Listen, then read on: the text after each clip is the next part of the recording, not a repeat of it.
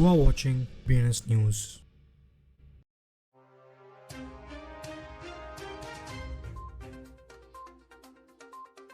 Welcome to today's crypto news. चलिए पहले हम देखते हैं आज की हेडलाइंस। साउथ कोरियाज अपबिट ने क्रिप्टो हैक के बाद $8.5 बिलियन वॉन रिफंड किया। सोलाना वेल ने 2 दिन में 100,000 SOL खरीद दिए, जिनकी कीमत $23.86 मिलियन थी।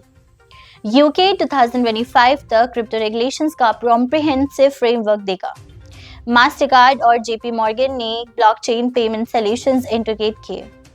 Cyber crime marketplace Poppy tools गिर गया, अथॉरिटीज ने हिडन क्रिप्टो स्टैश सीज किया। ट्रू मार्केट्स ने NFT सेल से $4 मिलियन रेज किया। व्हाइट लेक ब्यूटरे ने 400 NFTs खरीदे।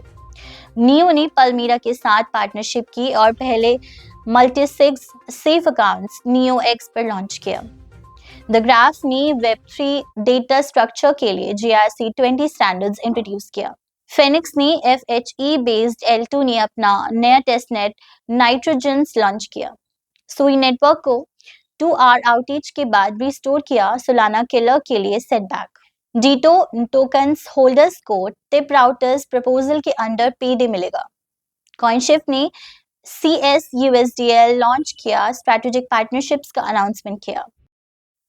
साउथ कोरिया की सबसे बड़ी क्रिप्टो करेंसी एक्सचेंज अपबिट ने 380 वॉइस फिशिंग विक्टिम्स को लगभग 8.5 बिलियन वॉन तक रिफंड किया। Real time fraud detection system और पुलिस कोलैबोरेशन का यूज करते हुए अपबिट के ऑपरेटर दुनामू ने अब फ्रॉडलाइन ट्रांजैक्शंस को ब्लॉक किया और चोरी हुई फंड्स को रिकवर किया।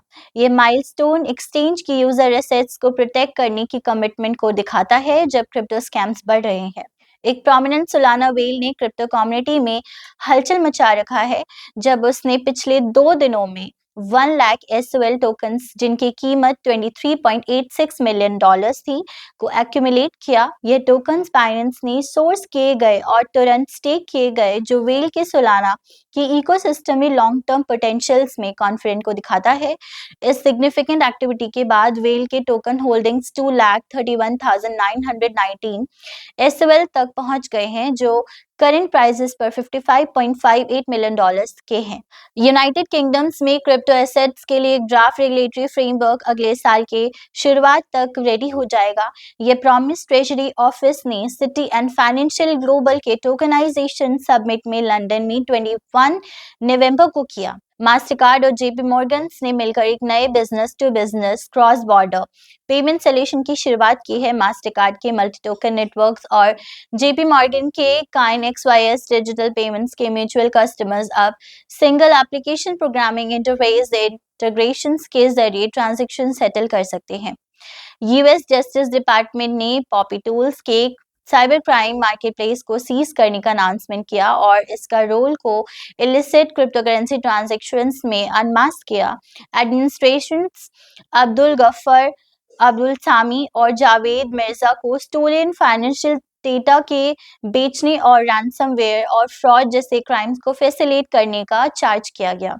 ट्रू मार्केट्स ने अपनी NFT सेल के थ्रू $4.03 मिलियन रेज किए जब इथेरियम के को-फाउंडर्स वाइटलेक ब्यूटरे ने 400 NFTs खरीदे, जिनकी कीमत $107,000 थी। ट्रू मार्केट्स में एक डिसेंट्रलाइज्ड प्रेडिक्शन प्लेटफॉर्म है जो अपने पब्लिक सेल में 15,071 नॉन फंजिबल टोकन्स बेचे।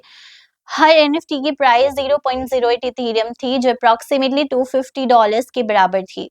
नियो के पल्मीरा के साथ पार्टनरशिप की और नियो एक्स पर एक्ससेफ के through multi signature smart accounts launch किए। ये इंटीग्रेशंस नियो एक्स यूजर्स को मल्टीसिग अकाउंट फंक्शनैलिटी प्रोवाइड करता है, जो डिसेंट्रलाइज्ड सिग्नेचर रिक्वायरमेंट्स के थ्रू एडवांस सिक्योरिटी और कोलैबोरेशन एसेट मैनेजमेंट ऑफर करता है। द ग्राफ एक डिसेंट्रलाइज्ड इंडेक्सिंग सिस्टम्स जो ब्लॉकचेन्स के लिए गूगल की तरह काम करता है, ने Web3 के लिए एक नया डेटा स्टैंडर्ड इंट्रोड्यूस किया। GRC20 नाम की ये स्टैंडर्ड डिफाइन करेगा कि इंफॉर्मेशन कैसे स्ट्रक्चर, शेयर और कनेक्ट होती है डिसेंट्रलाइज्ड एप्लीकेशन के क्रॉस। द ग्राफ की वेबसाइट पर एक अनाउंसमेंट के साथ डेवलपर यानिफ ताल का ग्राफ इंप्रूवमेंट प्रपोजल दिया गया है।